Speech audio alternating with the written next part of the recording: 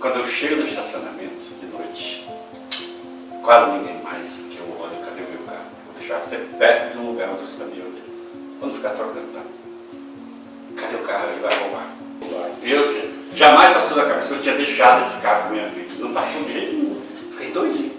Eles vão embora. E eu esculhambando todo mundo, bandidos, safados, vão roubar a puta que pariu, esculhambando lá, sozinho falando, né? Aí por não é que eu me lembrei, né? Rapaz, eu esculhambando todo mundo aqui. Depois eu deixei o carro com minha filha, vamos.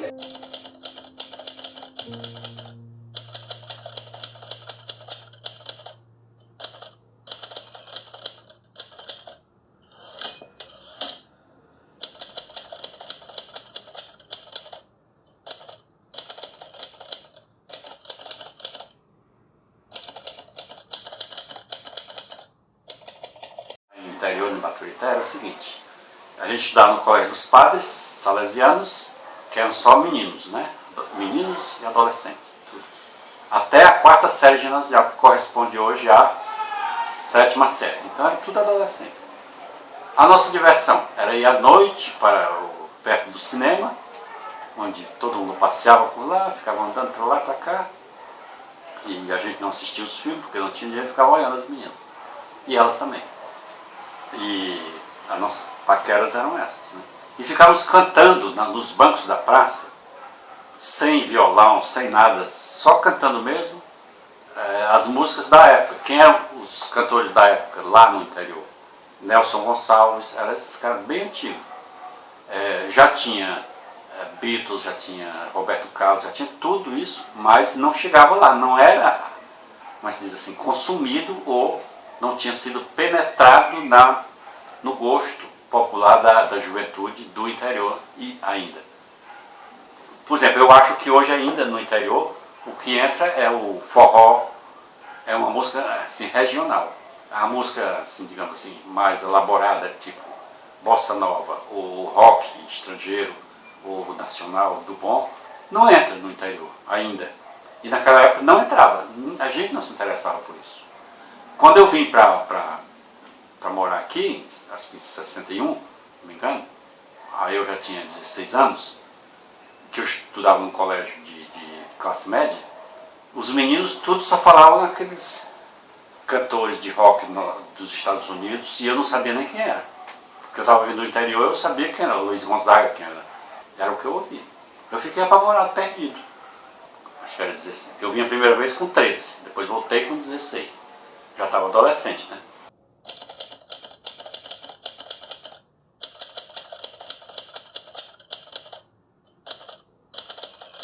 Aí voltando aos livros, assim, eu comecei a escrever lá ainda criança ou adolescente, porque meu irmão mais velho, que tinha livros em casa, esse Amadeu, ele já tinha uns 20 e tantos anos, e eu ainda era menino, ele tinha esses livros em casa e ele se dizia poeta.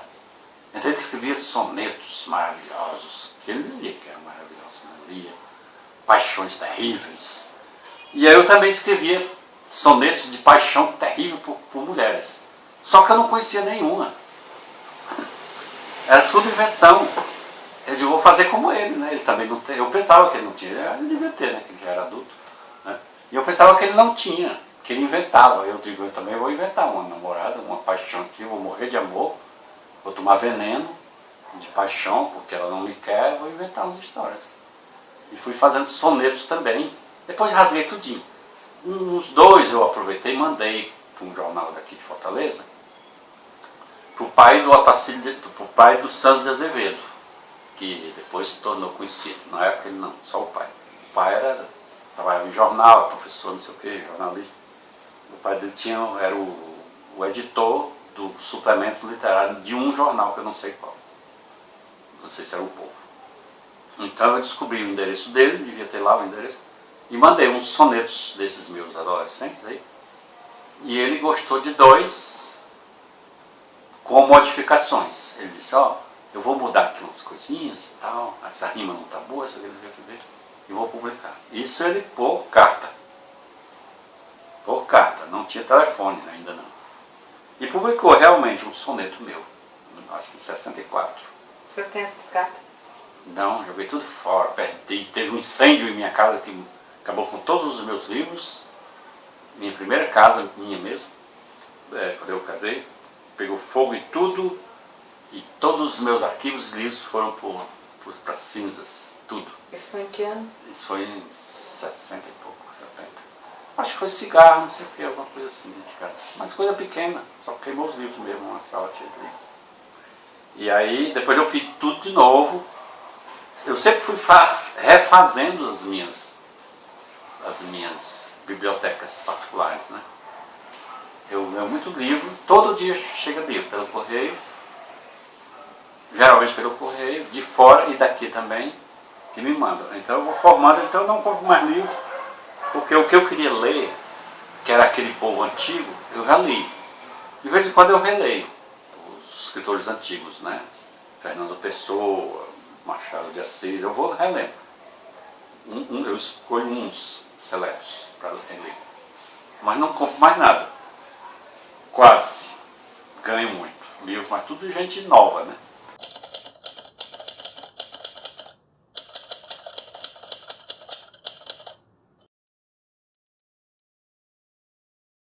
Pois é, aí eu comecei a escrever sonetos, né?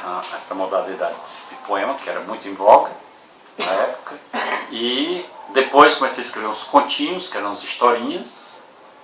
Cheguei a escrever um romance, que era um crime que aconteceu em Baturité, um crime passional, de um homem que matou outro, porque queria ficar com a mulher do outro, uma coisa assim.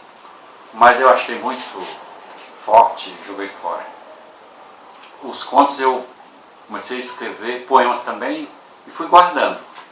E um dia eu passei a limpo. Passar a limpo era escrito tudo à mão. Eu passei tudo para a máquina de datilografar. Era antes do computador. E alguns desses eu aproveitei para o meu primeiro livro, que é Itinerário, que é de 1974. Mas aí, em 1974, eu já estava com quase 30 anos. Então, mas não é... As pessoas pensam que essas coisas que eu publiquei eram daquele... Não, é coisa antiga, da adolescência, que eu tinha guardado. Entendeu? Depois o segundo livro, Tempos de Mula Preta. Depois o terceiro, Punhalzinho Cravado de Ódio. É coisa tudo antiga, do tempo de adolescência mesmo, que eu guardei, que sobrou, que eu consegui fazer.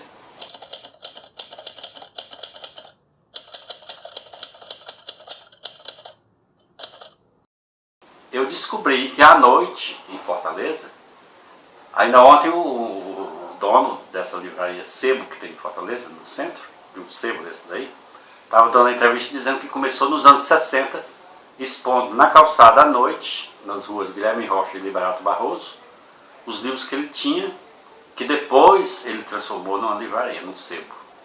Que deve ser o mesmo homem, mas eu achei ele tão novo.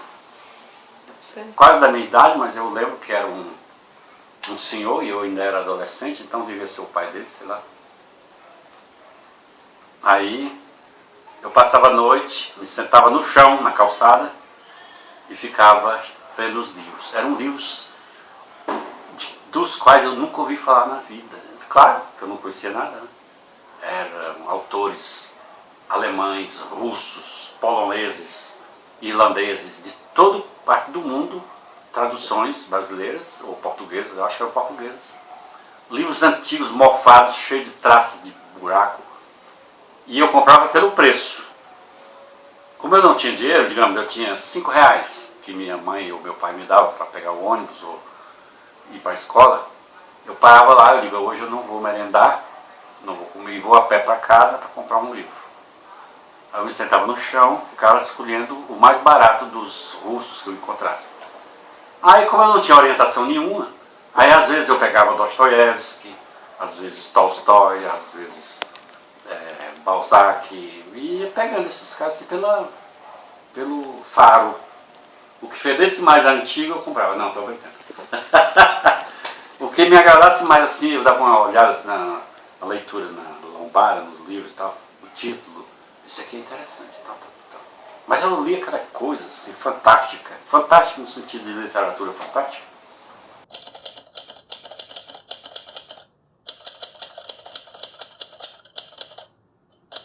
É assim, né? Porque teve um interregno na minha vida, que eu posso falar falar agora, foi mais ou menos em 64, mais ou menos, que houve o golpe militar. Eu era militante comunista na época, eu e meus irmãos e uns amigos ali no Amadeu Furtado, que é chamado de Paquelândia hoje. A gente tinha um grupinho revolucionário, mas não era ligado a nenhum partido clandestino. A gente só conhecia, só lia. Porque tudo era vendido, os jornais e as revistas de esquerda, tudo eram vendidos nas bancas, livremente. Era o governo do João Goulart. E a gente comprava esses livrinhos, revistinhas e tudo, e lia e discutia. Parou aí?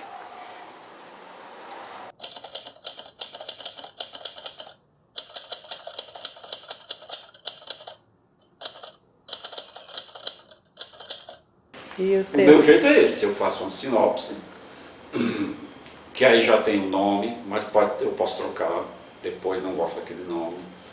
Agora mesmo eu estou escrevendo um romance. Eu já vou trocar os nomes, principalmente os sobrenomes, porque são sobrenomes muito conhecidos no Ceará, e as pessoas podem, que tem esse sobrenome, amigos meus até, achar que eu estou fazendo caricatura deles. Né? Título de livro, às vezes eu crio 10 títulos, no fim nenhum daqueles me serve. Jogo fora tudinho, né? Sabe? E aí então eu faço o esquema dos capítulos, mesmo que eu não divida em capítulos, pode ser até inteiro, por exemplo, a Estaca Zero é um romance inteiro. Você não conhece, vou te mostrar. Ele não tem título de nada, só o título, Estaca Zero. E vem, umas tiradas só. Mas eu escrevi pouco pedaço. Isso aqui o romance é o delírio de um bêbado, é ele falando. Tanto é que um jornalista, não é de Brasília nem daqui não, é do interior.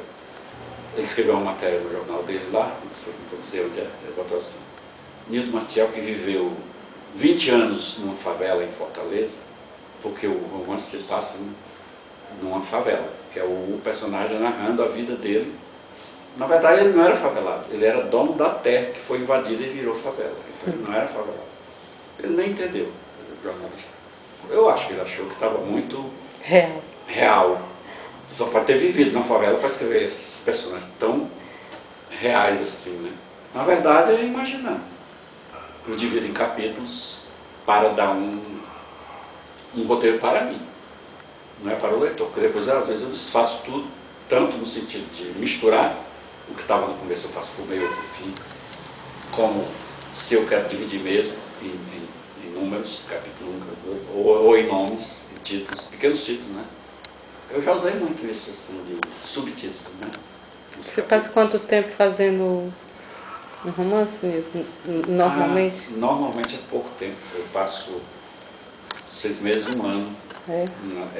A Rosa Gótica, que eu ganhei lá, que eu te falei de Santa Catarina, que eu recebi o prêmio, eu escrevi em 5 meses. Escrevi em 5 meses. Assim, eu fiz o seguinte, eu dividi em 30 capítulos, mais ou menos. E eu tinha um prazo, quando eu li no jornal, eu digo, ó, Prêmio Santa Catarina de Literatura, vou correr. O que eu fiz? Eu vou fazer em 30 capítulos, cada dia eu escrevo um, dá um mês. Escrevo sábado, domingo, deixo de tomar cerveja, deixo de sair com a família, me dedico a isso, e faço. E me dediquei integralmente e ganhei, né? Deu certo. Então, às vezes é questão de querer. Ah, mas eu estou com sono, não importa. Estou com fome, não importa, tem que escrever. Trabalhar, né? Tem que escrever, trabalhar. Eu vou ganhar dinheiro com isso aqui. Né? Quer dizer, pretendo, né? Pode até nem ganhar nada. Né? Aí... Mas geralmente eu ganho, não, estou brincando.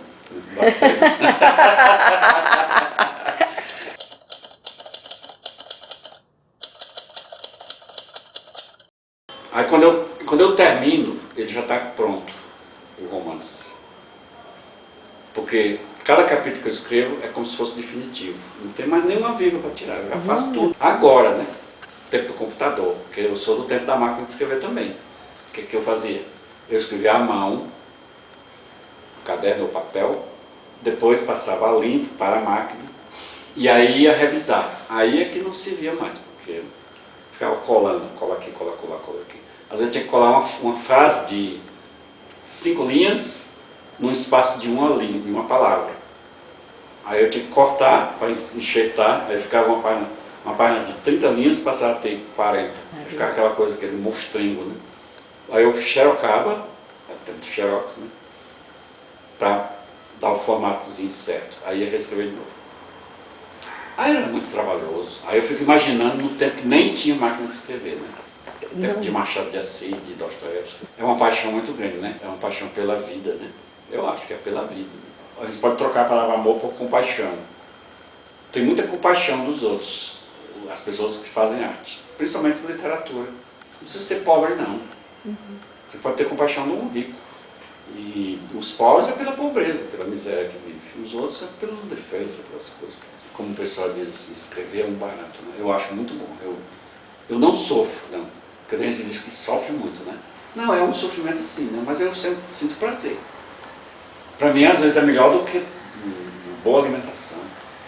Eu acho melhor escrever um conto do que comer um bom prato com fome. Preferia escrever um mau conto, ou um mau poema, do que comer um estrogonofe, não sei de quê. Tu acha que eu posso escrever uma crônica sobre ti, viu? Uhum. Às vezes ele não tem estrutura de conto, aí é crônica. Mas não deixa de ser conto, porque é invenção. Né? Mas enfim. Mas é bom, não é, escrever?